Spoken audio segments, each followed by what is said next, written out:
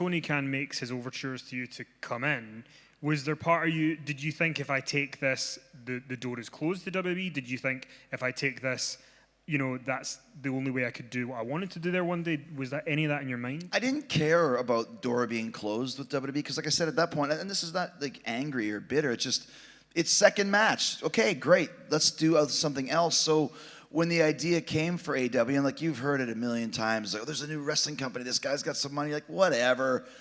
Whatever, same thing over and over again. And it took me a while to really believe what Tony was talking about. Because what you need to start a company is you need money and a lot of it, which the Khan family has. You need a great television deal, which we didn't have at the time, but we finally got it with TNT and TBS. And you need a collection of guys who aren't retreads or haven't lived up to their full potential. And we had that with the Elite right out of the gate, and then bringing in Moxley right out of the bat for the first show that we had. That's a guy who just was not even close to living up to his full potential. You can see that now. Moxley now is so much better and bigger than he ever was as Dean Ambrose. So we had all three of those things, and also a passion and a desire and not a vendetta, but there was a point to prove. So when I started really thinking about going to AEW, it really reignited my passion and love for wrestling. And more importantly, I said I could really cement my legacy with this because I could stay in WWE. It doesn't matter. It's always going to be good if I'm there. Anything that I do, at the risk of sounding egotistical, anything I do is going to be good. But if I go to AEW and it becomes something, we've now changed the course of wrestling history. And it's basically on my back. The first 3 or 4 months of AEW was on Chris Jericho's back completely. So that was like, if we can make this work, suddenly there's a whole different level of, legendary status to Chris Jericho.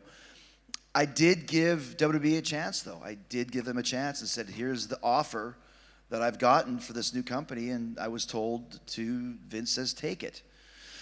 I think he thought I was bluffing. And when I took it, then about a week later, he's like, you took it? And I'm like, yeah. He goes, can you get out of it? I'm like, no. You told me to take it. Why would I try and get out of it, And then he's like, well, who's, what's the word, when you're trying to bring somebody in, who's, I don't know, whatever. It's like not cultivating, but who's kind of.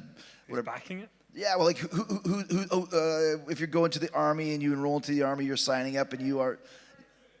Enroll? Enlist. Who's enlisting? I'll think of the word later. Like, who's kind of bringing in guys? Who's the broker to get guys to come in? That's what Vince is asking me. And it's like, I'm thinking to myself, well, it's me. I didn't want to tell him that. And then he was asking me all these, like, what kind of a TV deal? And I was like, you can't ask me these questions. I'm not going under here as a covert agent, spy for Vince McMahon. So anyways, and then once I took the deal with Tony, I'm full on 1,000%, no looking back. Let's create some history, and that's what we did. Recruiting, that's the word. Recruiting! You guys go on top of a steel cage and get spun around a bunch of times, see if you can remember words. My God, we'll get to that. So, I mean, the weird thing was, because in the January, there's the press conference you're announced as part of AEW, but you guys aren't doing the show till May. There's all this kind of build-up time. I don't want to say were you nervous, but like, what was your thoughts going into kind of, you've all got 5 months to really build this, and because it was a strange concept that like you announce and then there's 4 months and then there's this big show. Well, I think once again, I mean, I remember the original television deal. Now, it seems like a million years ago. Especially, I know in the UK we have a great time slot. We actually do better than Raw a lot of weeks. ITV, if that's the network, I think it is. But at the time, there was no television deal. And I remember at some point we were talking about maybe going on Showtime. At some point we were thinking maybe streaming it on, I don't know, Amazon Prime or something along those lines. And it's like that's not good enough. You can't just put it on a Showtime or whatever. And then TBS started to get interested. I think because Chris Jericho was involved and Jim Ross. I think those two names were the two names that got us the TV deal, along with Tony's passion and his commitment and all these other factors I told you.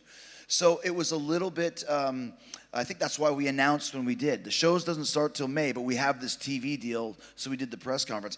It was weird having, like, I was under contract for 5 months before I did a match, but it was all part of this build to cement this new company, because once again, talking about it now 3 years later, it's old hat. It's AEW, it's huge. There was no guarantees of anything.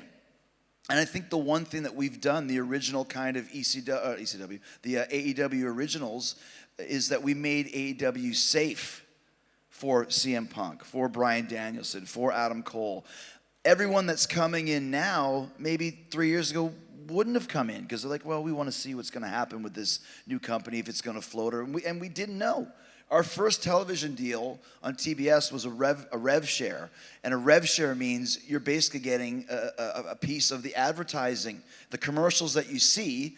We would get a piece of that. We didn't even have a guaranteed contract. 3 months in, though, I called myself the demo god at the time. What does that mean? Demos are very important. It's more important. You could draw 1 million people and have a demo of a 0.2, or draw 500,000 and have a demo of 0.4. You'd rather have the 0.4. It's kind of confusing. But after those 3 months of demos, we get the TV deal of $170 million for 4 years or whatever it was after 3 months. Nobody expected that. And once we got that, now we're a driving force to be reckoned with.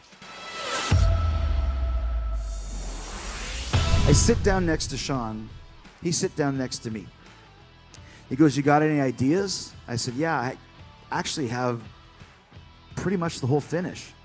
He goes, really? I said, yeah. I said, do you have any ideas? He said, I pretty much have the whole beginning. I said, what? He goes, yeah, whatever I was doing, I just got hit with all these ideas and had to write them down. I was like, this is what happened to me.